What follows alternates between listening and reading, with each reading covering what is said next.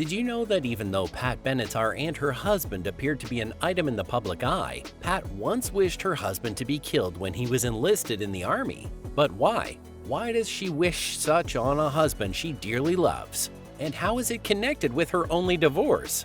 Let's find out many such lesser-known stories about her while showing you some of her rare photos. Pat Benatar grew up near Lindenhurst, Long Island, New York. As a young girl, she took vocal lessons from her mother, Millie, who was an opera singer. They had thought that their little girl loved the life she was offered. But when Pat graduated high school, she decided to study health education at the State University of New York instead. Benatar would reveal years later that she made this decision not because she was not confident of her abilities as a singer, but because the odds were against a young New York singer with dreams of singing at the brightest stage in the world. And for her early career success, she commented that talent was not the most important factor, but rather timing and luck. She joined the industry at a time when women were leading a revolution where they demanded to be seen and heard, and that was it. Anyway, all these were going to happen only after she became a lonely bank teller and a singing waitress. Benatar lasted only 6 months in college, and she dropped out to become a housewife. She married her high school sweetheart, Dennis Benatar, and it was as if everything was fighting against her happiness, as her husband was enlisted into the army just a few months after their wedding. Life got dark and lonely for 19-year-old Benatar, and to keep food on the table, she was forced to work as a bank teller. By the time her husband returned from the army, Pat was no longer interested in her job and in being a wife. It all changed for her after she went to a Liza Minnelli concert in Richmond, and after she heard her sing, Pat realized that she should be the one up there singing and getting all the applause instead. "I'm a better singer than she is," Benatar said, and this was all she needed to change her life. Driven by both anger, envy, and regret, Pat filed her resignation letter to the bank, and then she started looking out for bands that needed a cheap lead singer. It was harder to survive in the city where she lived, so with only $2,500 in her pockets, Benatar packed her bags and returned to New York. One night in 1975, during an open mic night at a local club called Catch a Rising Star, Benatar took a singing number as she planned to showcase her talents to the world that night. She was number 27, and she didn't come on until it was 2 a.m. when the audience were both tired and sleepy. But something tremendous was about to happen. Benatar did a rendition of Judy Garland's Rockabye Baby with a Dixie Melody, and the crowd went wild. Excited to see who was causing all the noise, club manager Rick Newman rushed back in, and it was a pleasant surprise. Newman met with her afterward to learn how and why a lady of such talents was still unknown, and that was how he became her talent manager, a relationship that would continue for the next 15 years. Benatar knew that it was finally her time to shine, and she was not going to hold back. After the late-night club performance, the next big thing for the young singer was when she landed the part of Zephyr in The Zinger, Harry Chapin's off-Broadway futuristic rock musical. Halloween 1977 was an even more memorable year for Benatar and her fans. On that evening, she dressed up as a character from the cult sci-fi movie Catwomen of the Moon, and she won the costume contest of a local club in Café Figaro. To celebrate, Pat and a group of friends went down to Catch a Rising Star, and there she performed in her outfit, and the audience gave her a standing ovation. She realized immediately that the spandex stage persona was an influence, and she repeated the outfit the following day and got the same reaction. And that was how Benatar's signature spandex look was birthed. This outfit changed her world when she performed in New York's Tramps nightclub and attracted the attention of some of the biggest record companies in the state. Benatar finally settled for Chrysalis Records by co-founder Terry Ellis. In 1979, producer Chapman introduced Benatar to guitarist Neil Giraldo, suggesting a partnership between the two artists. But the two wanted something more than that. Their connection was instant and natural, and they formed a collaboration that has continued to shake the rock and roll landscape. In June 1979, the duo recorded their first album, In the Heat of the Night, and nothing could have prepared the world for this partnership. The track Heartbreaker and the Giraldo-penned hit We Live for Love went platinum. The following year proved to be even greener, as their second album, Crimes of Passion, would win a Grammy. Songs you might remember from this album include Hit Me With Your Best Shot, which gave Benatar her first top 10 million-selling hit, and Fire and Ice. Pat and Giraldo's partnership continued to flourish, but their names were written permanently in the music history books when they became the first duo to ever appear on MTV with the video for You Better Run.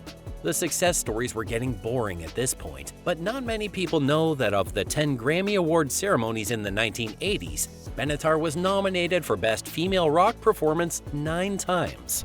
She achieved this incredible feat with songs like We Belong, Invisible, Sex as a Weapon, All Fired Up, and Let's Stay Together. But of all of these, none shone brighter than the 1983 gold single Love is a Battlefield, which peaked at number 5 in the US, winning Pat another Grammy. In 2010, Benatar released her autobiography, which was titled Between a Heart and a Rock Place, and the book revealed a lot of shocking behind-the-scenes events that had happened in her life. Pat Benatar is easily one of the leading vocalists of the 80s in any argument.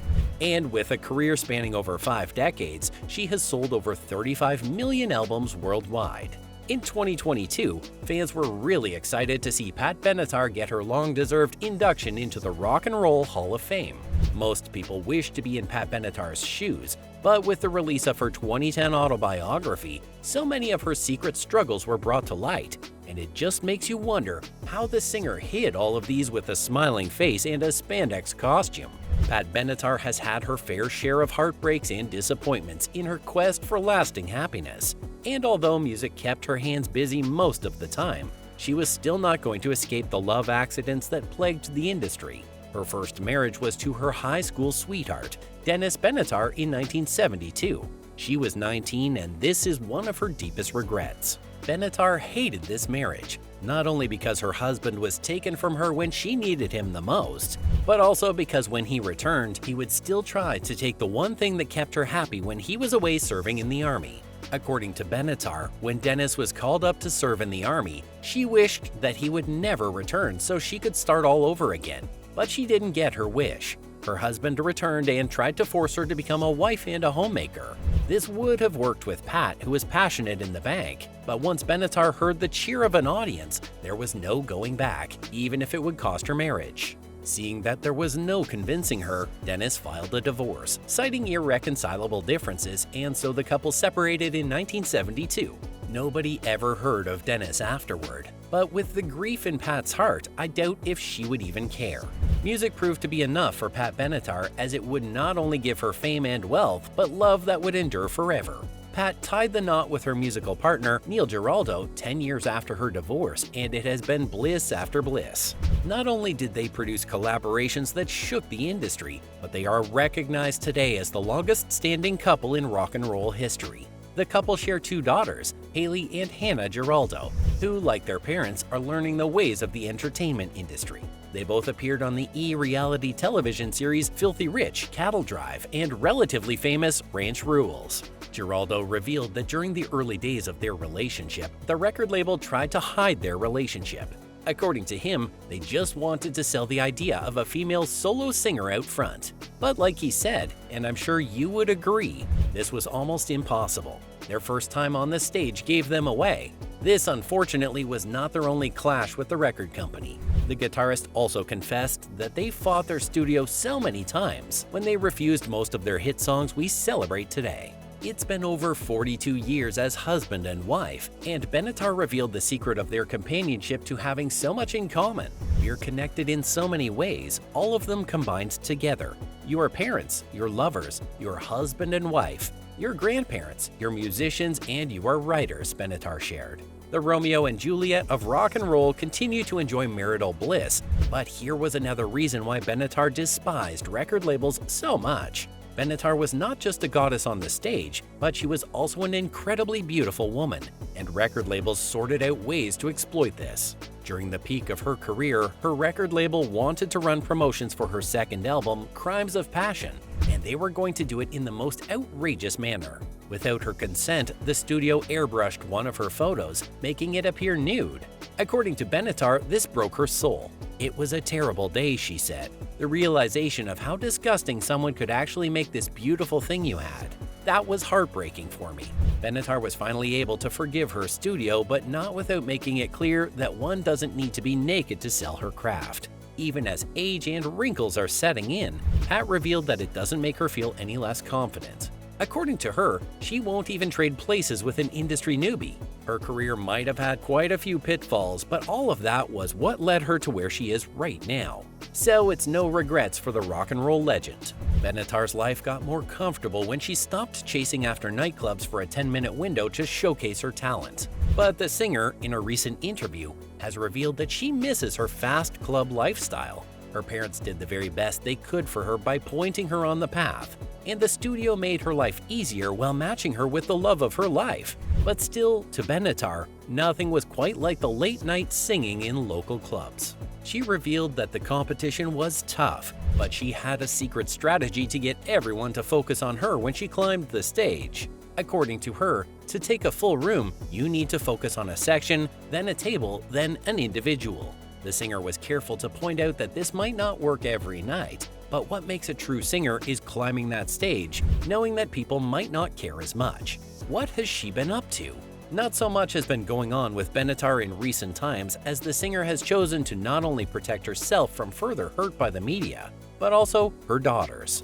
In November 2015, Benatar recorded and released a holiday song called One December Night. After this, the next time we heard her voice was in the 2017 protest song Shine, which was used to support the Women's March.